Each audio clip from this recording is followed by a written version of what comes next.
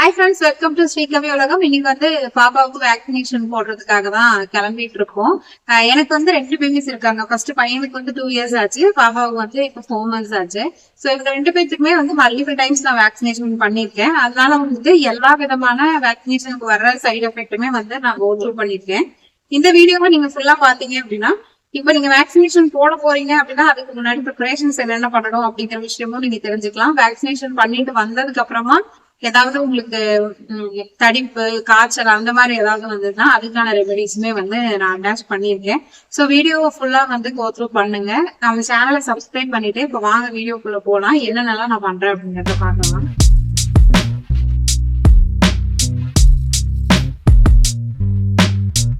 நான் வந்து கவர்மெண்ட்ல தான் வேக்சினேஷன் பண்ணிட்டு இருக்கேன். பிரைவேட் ஹாஸ்பிட்டல்ல போடுற வேக்சினேஷன்ஸ்ல வந்து மல்டிபிள் வெரைட்டிஸ் இருக்கு அப்படிங்கிற மாதிரி கேள்விப்பட்டேன். அதாவது காய்ச்சல் வராம இருக்கிறது, வலி இல்லாம இருக்கிறது, அந்த மாதிரி மல்டிபிள் ரேட்ஸ்ல மல்டிபிள் இன்ஜெக்ஷன்ஸ் இருக்குன்னு சொல்லிட்டு நான் கேள்விப்பட்டிருக்கேன். பட் அதை பத்தி எனக்கு டீட்டெயிலா தெரியல. உங்களுக்கு வேணும் அப்படின்னா கமெண்ட்ல சொல்லுங்க. நான் என் ஃப்ரெண்ட்ஸ் கிட்ட கேட்டுட்டு உங்களுக்கு அதுக்கான ஃபுல் டீடைல்ஸ் வந்து நான் இப்போ ஒரு வீடியோல அப்லோட் பண்றேன்.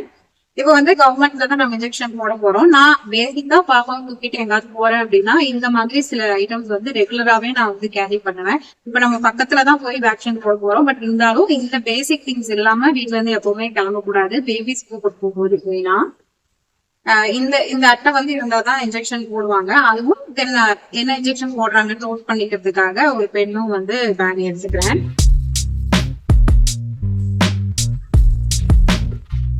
அதுக்கப்புறம் வந்து டைப்பர் கண்டிப்பா வேணும். ஒரு 2-3 டைப்பர் எடுத்துக்கோங்க. நான் பக்கத்துலதான் அப்படிங்கிறதுனால 2 மட்டும் எடுத்துக்கேன்.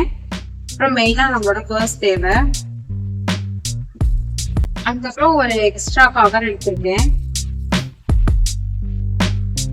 சப்போஸ் வந்து டைப்பர் சேஞ்ச் பண்ணோம்னா நான் கண்டிப்பா வீச மாட்டேன். கொண்டு வந்து ப்ராப்பரா தான் டிஸ்போஸ் பண்ணுவாங்க தான் அந்த கவர். இது வந்து வெட் வைப்ஸ்.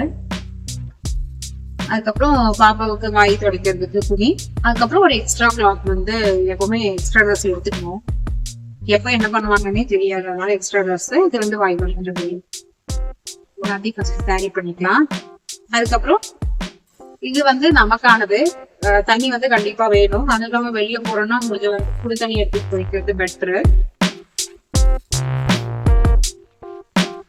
இது கூட வந்து பேபிக்கு என்ன மாதிரியான பால் நீங்க கொடுப்பீங்களோ அதையும் கொஞ்சம் எடுத்துக்கோங்க. ஏன்னா டிராவல் பண்ணி போகும்போது திடீர்னு நடுவில் அழுதாங்கன்னா அவனால போய் ஃபீல் பண்ணிட்டு இருக்க முடியாது. அதனால அதை எடுத்துக்கோங்க. கேரிங் கிளாத் வந்து பாப்பாவை எடுத்துட்டு போறதுக்காக. ஸோ எல்லாம் ரெடி ஆயிடுச்சு. அது பாப்பாவுக்கு தடுப்பூசி போட்டுட்டு வந்து ஒரு 2 daysக்கு வந்து குளிக்க வைக்க கூடாதுன்னு சொல்லுவாங்க. காய்ச்சல் இருந்துச்சுன்னா குளிக்க வைக்க கூடாது. அதனால நேத்தே வந்து நல்லா ஃபுல்லா ஹேர் வாஷ் பண்ணி விட்டுட்டேன். இன்னைக்கு மார்னிங் வந்து பேசிக்கா உடம்புக்கு மட்டும் நல்லா கொஞ்சம் சூடா தண்ணி வச்சு பாப்பாவுக்கு குளிக்க பண்ணி வச்சாச்சு. நல்லா சூடா குளிச்சதுனால இப்ப தூங்கிட்டு இருக்கா. வெந்ததுக்கு அப்புறம் தான் நம்ம ஹாஸ்பிட்டல் கிளம்ப போறோம். அதுக்கு முன்னாடி நம்ம எல்லாரும் சாப்பிட்டு ரெடி ஆயிடலாம். பிரேக்ஃபாஸ்ட்டுக்கு மூங்கில் அரிசி இட்லி, பீட்ரூட் சட்னி, அதுக்கப்புறம் கொஞ்சமா தேங்காய் சட்னி செஞ்சுக்கிட்டோம். பீட்ரூட் சட்னி வந்து மதியம் லஞ்சுக்குமே வந்து யூஸ் பண்ணிக்கலாம் அப்படின்ட்டு.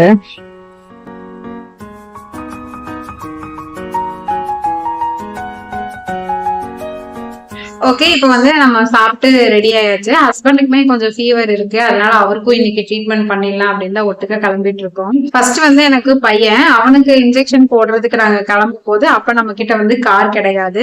இருந்தாலும் நான் வந்து 2 வீலர்ல வரமாட்டேன். ஐயோ குழந்தைய தூக்கிட்டு எப்படி 2 வீலர்ல போறது அப்படின்னு சொல்லிட்டு நான் வந்து அப்போ வாடகைக்கு கார் எடுத்துதான் கூட்டிட்டு போவேன். ஏன்னா அவ்வளவு பயம், முதல் குழந்தை இல்லையா.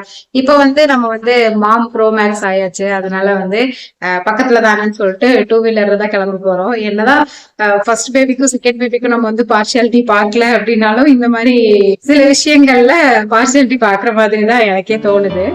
ஓகேங்க, இப்போ நம்ம வந்து ஹாஸ்பிட்டல் வந்தாச்சு. இன்ஜெக்ஷன்லாம் போட்டுட்டு கிளம்ப வேண்டியது தான்.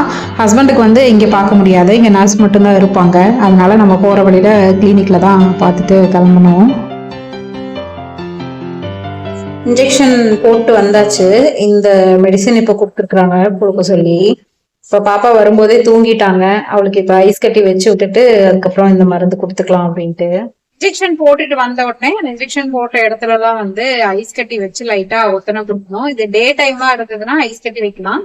நைட் டைம் அப்படின்னா வந்து சுடு தண்ணி தான் வைக்கணும். அது வந்து ப்ராப்பரா பாத்துக்கோங்க.